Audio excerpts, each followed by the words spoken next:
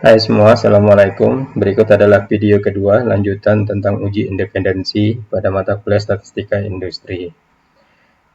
Pada video pertama, kita memiliki kasus yaitu pengamatan di kota C untuk mengetahui ada tidaknya keterkaitan antara gender dengan jenis media sosial yang digunakan. Berdasarkan 1.000 orang yang diamati di kota C, di mana dari 1.000 orang ini 598 adalah laki-laki dan 402 adalah perempuan, diperoleh bahwa laki-laki yang memakai WhatsApp 182, kemudian laki-laki yang memakai Twitter 213, sampai perempuan yang menggunakan Instagram 110.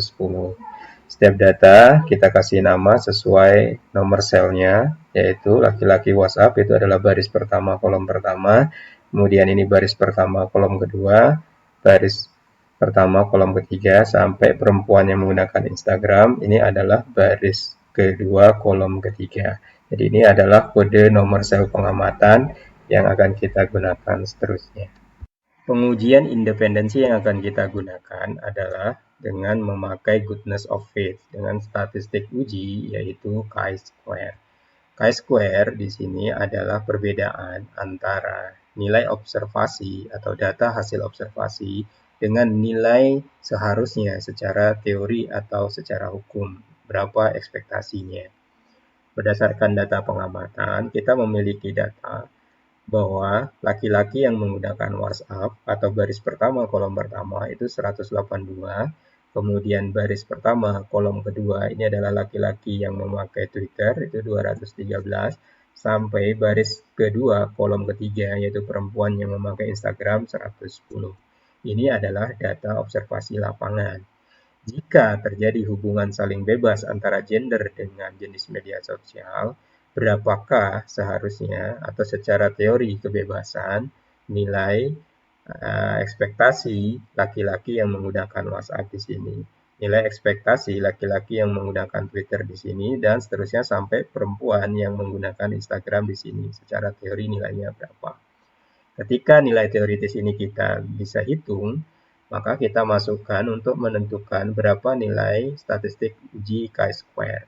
Ketika chi-square ini bernilai mendekati 0, yaitu ke kiri, dimungkinkan jika nilai observasi sama atau mendekati sama dengan nilai ekspektasinya. Ketika observasi sama dengan ekspektasi, maka kondisi lapangan observasi kita simpulkan memenuhi teori atau yang dianalisis di ekspektasinya.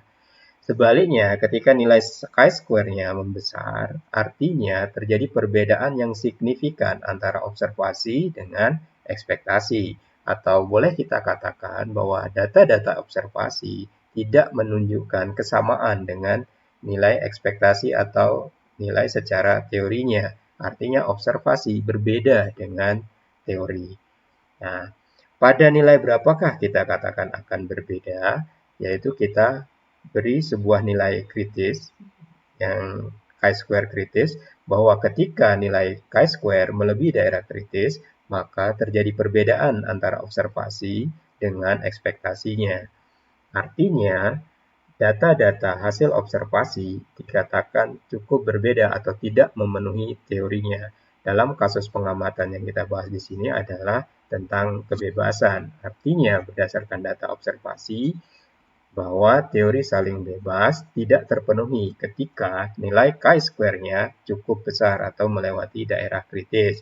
Sebaliknya, ketika nilai chi-square-nya mendekati 0, observasi sama atau mendekati teorinya, artinya teori kebebasan yang digunakan dipenuhi oleh observasi atau data pengamatan.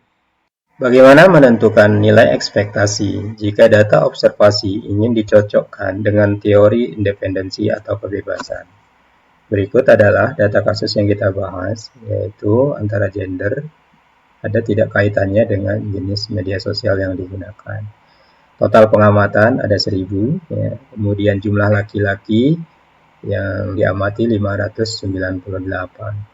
Artinya dari 598 laki-laki di dalam 1.000 grup, kita bisa menghitung berapa peluang mendapatkan seorang laki-laki, yaitu jumlahnya 598 dibagi 1.000. Hal yang sama bisa kita juga menentukan berapa peluang mendapatkan seorang pengguna WhatsApp.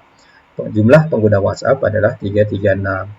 336 dari 1000 orang, berarti peluang mendapatkan seorang pengguna WhatsApp adalah 336 per 1000. Nah, kemudian bagaimana dengan teori kejadian saling bebas? Ya, syarat kejadian saling bebas ini ada di teori peluang, yaitu peluang laki-laki dan pengguna WhatsApp sama dengan peluang laki-laki dikali peluang pengguna WhatsApp. Nah, formulasinya dinyatakan dengan sama. Artinya, kalau persamaan ini dipenuhi, maka kejadiannya adalah kejadian saling bebas. Namun sebaliknya, jika tidak sama, maka tidak saling bebas. Jadi, peluang laki-laki dan pengguna WhatsApp itu bisa ditentukan dengan nilai ekspektasi laki-laki dan pengguna WhatsApp dibagi total pengamatan. Nah, jika syarat saling bebasnya seperti ini, kemudian kita masukkan formula ini, maka ekspektasi laki-laki dan pengguna WhatsApp dibagi dengan total data pengamatan sama dengan peluang laki-laki dikali peluang mendapatkan pengguna WhatsApp.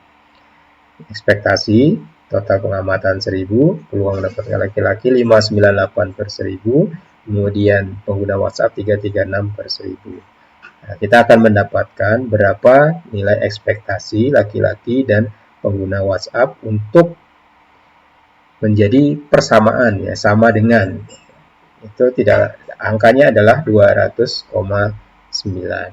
Jadi ketika ekspektasi atau jumlah laki-laki dan pengguna WhatsApp adalah 200,9, maka persamaan saling bebas dipenuhi. Sekarang mari kita lihat data observasinya. Data observasinya untuk observasi laki-laki dan pengguna WhatsApp, itu observasi baris pertama kolom pertama, yaitu 182. Nah, sementara ekspektasinya kalau dia saling bebas adalah 200,9. Nah, ini baru satu sel. Kita perlu menghitung berapa nilai ekspektasi untuk sel 1,2 dan seterusnya sampai nilai ekspektasi untuk sel 2,3. Berikut adalah selengkapnya perhitungan nilai ekspektasi untuk setiap sel.